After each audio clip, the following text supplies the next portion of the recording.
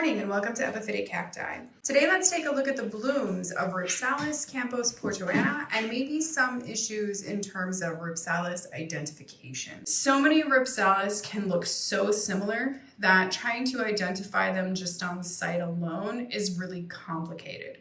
So when it comes down to it, like the plant that's in front of me, I purchased as Rhipsalis campos-portoana. My larger one, the original one that I had, also labeled as Campos-Potoana. I have a few other plants here, which are really interesting because they look very similar. So there is another plant that I purchased, and I believe that the label that it came with was Rhipsalis cravata. Technically, if you start digging around, you'll find that there is no Rhipsalis cravata. However, this is where I think the website rhipsalis.com is completely invaluable. So if you were to go to rhipsalis.com and you were to look up Rhipsalis cravata, what you would end up finding is a note that basically says that Rhipsalis cravata would be a synonym for Rhipsalis campos-portoana. It basically says it is the oldest name. So here's another plant, and this looks very similar. It looks very, very, very similar. I believe that this one actually came under the label Rhipsalis burchellii, though. You can definitely find a Rhipsalis campos-portoana as a species, and you can definitely find Rhipsalis burchellii as a species. However, if these plants don't have fruit on them, it's really difficult to tell them apart, especially in photographs. And even the blooms are very, very similar. So here's another one, a very small one that also came under the name Rhipsalis burchellii. This is where things start getting even weirder. Because this is cuttings and because they're jammed into a pot like this, what this is a very young specimen. And because of that, it can be very, very difficult to try to identify, because right now when you're looking at this, it does not have the typical growth habit that you will be used to seeing. Right now it doesn't even really look like it's a pendant plant. It doesn't have its big cascading, long growths. It just kind of looks like a little bit of a mess, and it actually looks like a whole bunch of other Rhipsalis species.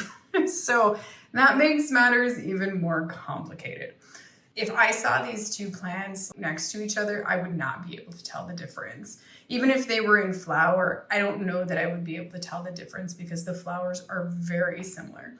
However, they have different colored berries. Rhipsalis campos-portoana's berries are orange. Rhipsalis burchellii's berries are a reddish purple. So sometimes you just have to keep the plant for a really long time and wait for it to flower and then wait for it to fruit to know for sure what species that actually is.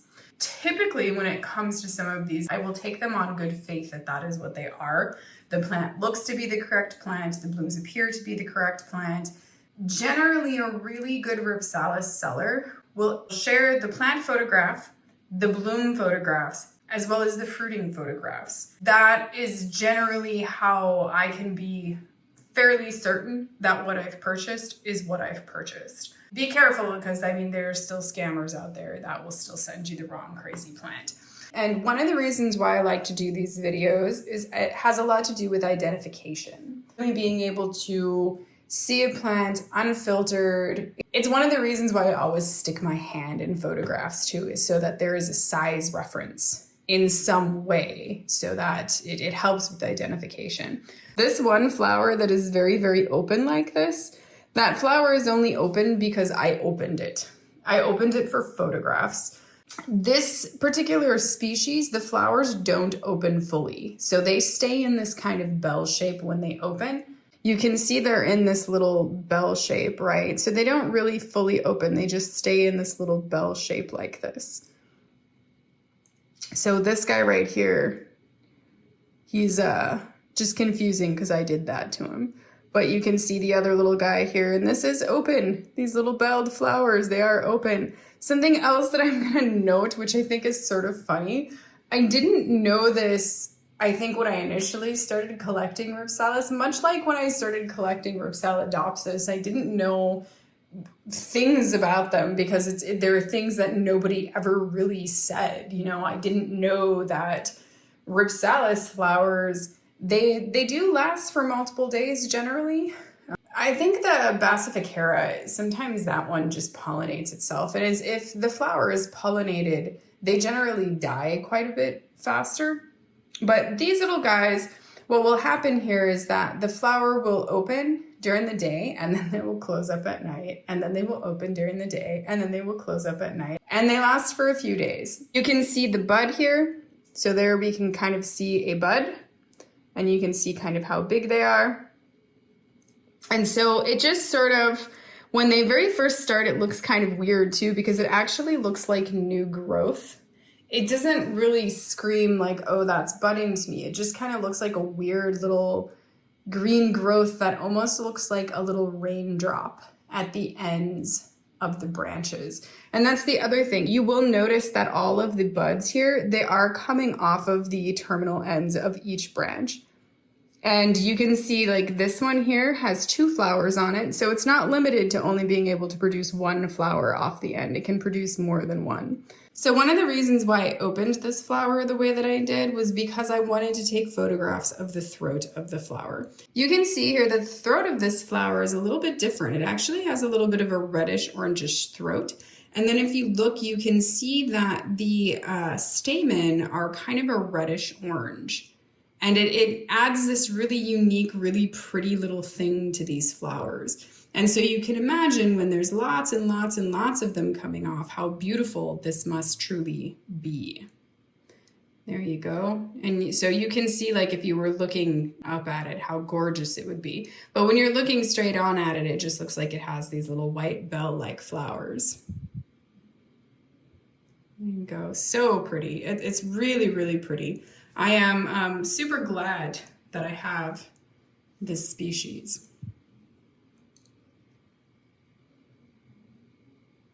It is just really, really elegant and really beautiful. So here's my bigger guy. I had this guy for about 3 years. He's pretty large. You can see its growth. You know, it's got the same similar kind of growth. Here's something that I will say that I think we may not realize is that Rhipsalis do produce aerial roots. When like this guy was being grown upstairs and it wasn't getting enough water or enough light, it will start to produce aerial roots, particularly on its lower branches where they were falling below the windows. So they can and will produce aerial roots. This particular one, I don't think it's a good sign when it produces the aerial roots. I think it's basically saying, hey, my needs aren't really being met. I need more water, I need more light. You know, you can see some there. Sometimes if they're in a really, really humid environment, which most of us don't have, they're in a tropical greenhouse environment or something like that where they have very high humidity, they can and will produce aerial roots. But generally in a home environment, you don't have that kind of humidity. So when they produce aerial roots in a home environment, there's a different reason for why. So if we kind of come in, we can see that this guy, like I said, it also started producing, you know, on probably some of its older branches here, it also started producing little buds. So you can see it's got these little buds. It's kind of got a little ways to go in comparison to the other plant there. So he's got a lot of these little buds too. And this guy's kind of got them all over the place, really. But they're kind of just random. You know, you can see they're just kind of randomly coming out here and there. And so yeah, I think that now that I know that this guy is really kind of blooming size and everything, and it's capable of blooming, and I mean, it's crazy because like I said, in 3 years, the plant is just now starting to do some kind of blooming. That's a pretty long time, really. In the fall time, I will try to get this plant into more light in the later fall so that it has the ability to produce larger amounts of buds before coming indoors, and then I will continue to give it large amounts of light. I hope that you've enjoyed this video on Rhipsalis campos-portoana. Thank you for watching, and as always, happy cacti growing.